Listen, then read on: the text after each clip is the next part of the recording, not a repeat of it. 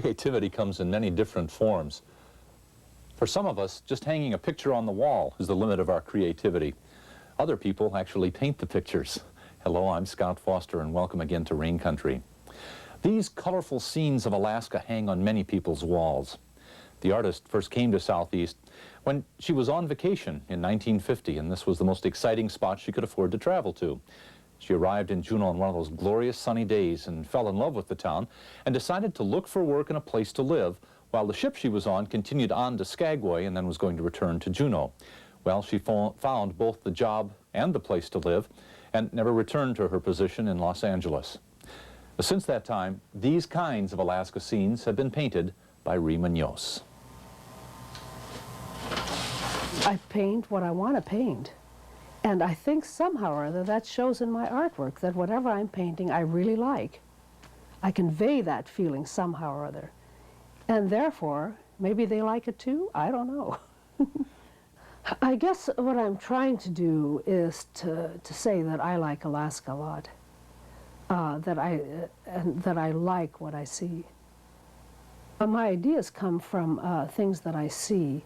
And I go all over. All these paintings that I've painted are all from scenes or subjects that I've actually seen, except the few that I've done on legends.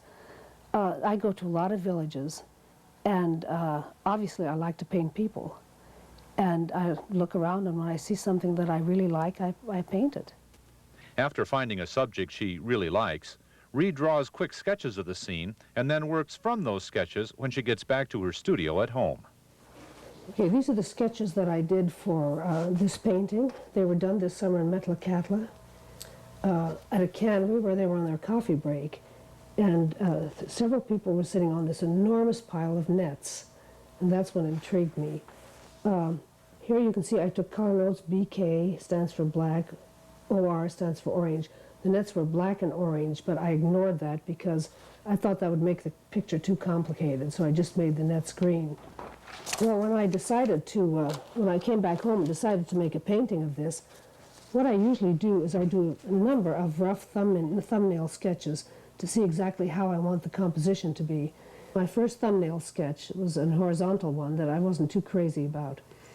Then I did the same thing in vertical, and I liked it and put a mountain in it, except the mountain kind of sloughs off to the right, and I didn't like that. So here, this one is more or less the same, with the mountain coming back up again, and I like that better.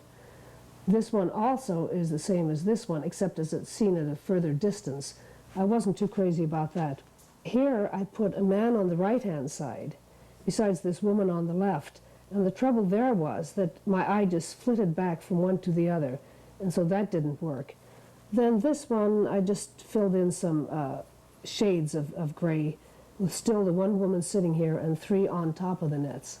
Once more, I thought I'd try a horizontal with a lot of people this time, and that distracted from the main interest of the picture, which was really that huge pile of nets with the three people sitting on it. So I discarded that, and I came back to the one that I liked the best, which was the one woman sitting here on the dock and three on top. And finally, I put another man in here, which I thought the picture needed, and I liked this design. So what I did with this, I put my opaque viewer on this piece of paper, on this design here, and projected it on the wall, and then I put my watercolor paper on the wall and traced it on this watercolor paper in pencil, very lightly. So just to show you what it would be like on the watercolor paper, here I did this in pen and ink, and it's very rough, as you can see. So, but I did like this design. One of the reasons I like this last man here is because the slope of his back brings you right back into the painting again. Then as I paint them, I do change things quite a bit. For instance, this man was looking to the right in the sketch, and I turned him back to the left to make him more of the group. This woman had on a different hat. She had blonde hair. Her legs were quite different in the sketch, and I changed it all. But at least this way I have an idea of what I want to do and have a pretty good idea, so that I won't be doing a lot of erasing on the paper. It's probably going to be called Mug Up. I understand that most of the canneries, when they go on coffee break, they call it mug up. So I'll probably call it mug up. What I have left to do on this painting is I want to make the mountains darker so there'll be more contrast between the mountains and the net. Then I have to do the sky, and there's a few more birds in there, and then for all practical purposes, it's finished. And then at that point, I take these two matte corners, as they're called, and put them down here and more or less get an idea of the exact dimensions I want the finished painting to be. So I can lower it or raise it up or whatever. And then I just put a little pencil mark here, here, here, and here, and then I bring it into the gallery and they frame it. That's it. In addition to painting, Rie Muñoz has also illustrated books and designed tapestries. But despite her success, Rie says it's very difficult to support oneself as an artist. For those hoping to achieve that, two factors are important. One is producing saleable art, the other is doing reproductions. Rie does 80 or 90 original paintings each year and then selects about a dozen for reproduction. When I do a reproduction, that is a reproduction of one of my paintings. I have an edition of 750 made. And now those reproductions are my bread and butter, you might say.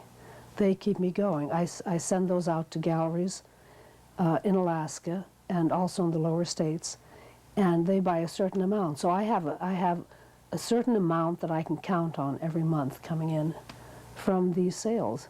But no way could I make a living if I just did original paintings. Could you describe what your days are then, or typical days? Well, no, I can't describe what my typical day is, but I can tell you what I would like my typical day to be, and that is to work 4 hours every day. But I simply cannot do that. I have all sorts of interruptions. Some of them good, some of them, just plain boring. But I simply cannot get in 4 hours a day. Rie Muñoz began her Alaska art career by showing paintings in Juneau shows. Then, as her popularity grew, stores and galleries in other towns began selling her paintings. Eventually, she had to hire a secretary to help with the many details and has since opened her own Juneau gallery. Over the years, Rie says her painting has changed to a more simple style. You're inclined to really futz around with it. And it's very difficult to get away from that and make something simple. Prime example of my artwork is that I used to do trees, evergreen trees, and I would show all the branches and practically show all the needles. Now I simply make a cone, and it's just a solid color, the cone, which just symbolizes an evergreen tree. And it works fine. To continue her fine work, Rie Muñoz must always be looking for new scenes she can put on her sketch pad. But she has a hard time explaining what it is that makes a scene worth painting. It's just a feeling that I have. It's just a gut feeling, what I like to paint and what I don't like to paint. And people have said to me, for instance, that they had never really noticed before the steps in Juneau until they saw it in one of my paintings. So I'm looking at it in a different way. I'm looking at it because because I like it, you see. I really like it. I think that's what an artist is. They see things that other people just walk right by.